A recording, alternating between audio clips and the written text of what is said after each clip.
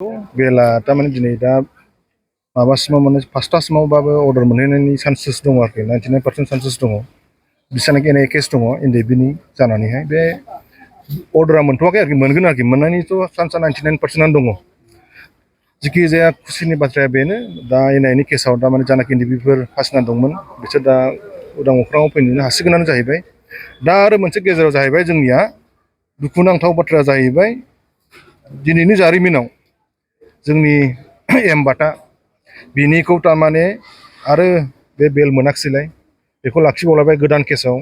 बिनि केसा जाहैबाय 2021नि गसाइगावनि केस जानाय होननानै बिसोर बुंदों बे मानसिया बेयाव इनभल्भमेन्टआनो गैया दा बेखौ गोदानै पुलिसफ्रा कनस्पिरेसि खालामनानैहाय बेखौ सोबावनाय जादों आरोखि दहाय आं खोन्थाखानोसै जानाखि दिनैनि जानाखि जोंनि आर्मि चिफ एमबाटाखौ लाखिफिननायनि खारना जाहैबाय पलिटिकेल इस्युस थाखागोन बियो 100% बेखौ जों टारगेट खालामना लाबाय बेखायनो जोङो गभर्नमेन्टजोंहाय जों नन कपारेसन खालामनो थागोन आरोखि जेब्लानासिम जों बेल मोना आरो दिनैनि बाथाखौहाय जुदि बेलाव हगाराखै मोनसे केसाव गोदान केसाव सोफिनजादों न'खरनि मानसिखौ थांनानै फुस्लायनानै साइन जर-जबस्ति साइन होनानैसो दिनैहाय आदा बाथाखौहाय तारमाने जोंनि आर्मि चिफखौहाय सोफिननाय जादों आरोखि जेलाव बेखौ रायजो राजाफोरनो आं डाइरेक्ट सिद्दा आं फोरमायहरो लायग्राया जाहैबाय एडिसनेल एसपि आजिया गलिनुर क्राइमनि बियो बेनि दैदेननायावहाय आदा बाथाखौ एरेस्ट खालामदों आरोखि लेखायाव देखायनाय मथेबा एडिसनेल एसपि क्राइमनि आरोखि बे क'क्राझारा बेखायनो जों बिराद दुखु मोनदों एनएलएफबि जानानैहाय जाहाथे बेबायदि केसाव बिदि बार फासि जानायखौ जों बायो आरो बिदि दाखालामथों आरो सोरबा जुदि बेहाय जुदि बिहाइन्ड द स्क्रिनाव जुदि दंबा खिन्थु बेखौ जों कमप्रमाइस खालामनाय नङा आरोखि बेनो आरोखि जोंनि दिनैहाय जानाखि एनआइआव ट्रायल दङ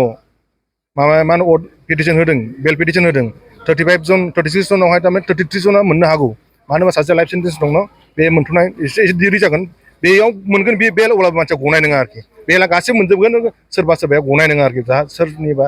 माने एक्सट्रा केस गोनांफ्रा फिसा फिसौ थाबावदोंबा आरोखि बहाबाफोर जुदि गासैनिबो कर्टआव जुदि क्लियारेन्स मोनजोब्बायबा गलांगोन आरोखि बेला खिन्थु एनआइनिफ्राय उदां जासिगोन आरोखि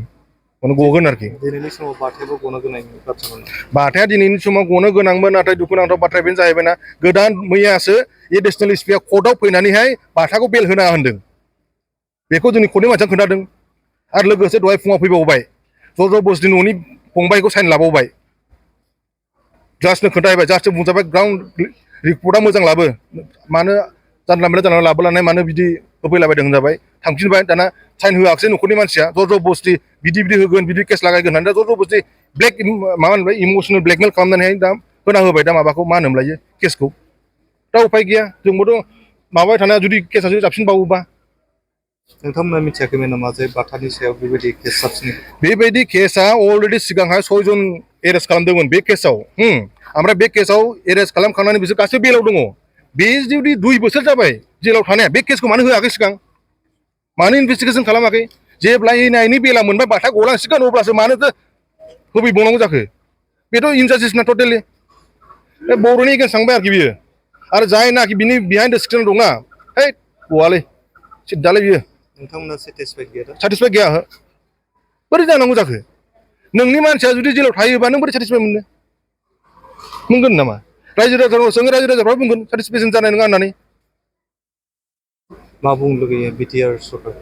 आंथ' सरकारखौ गासैबो खावलायो आं बिटिआरखौल' खावलाया आं आसाम गभर्नमेन्टखौ खावलायो इन्डियान गभर्नमेन्टखौ खावलायो बिटिआर सरकारखौ खावलायो गासैबो खावलायो जोंनि बर'फ्रा जानाखि दावहा नांबोबाय माबा मोनसे मोननो थाखाय दा गासैबो सिस्टेमाव फैजोब्बाय दा सोरखौबा दोननाय सोरखौबा बख'नाय बेथ' जानो नाङाना आं गासैखौबो खावलायगोन आं पार्टिकुलार थोंजों सासेखौल' बुङा दायनिगिरिया गासैबो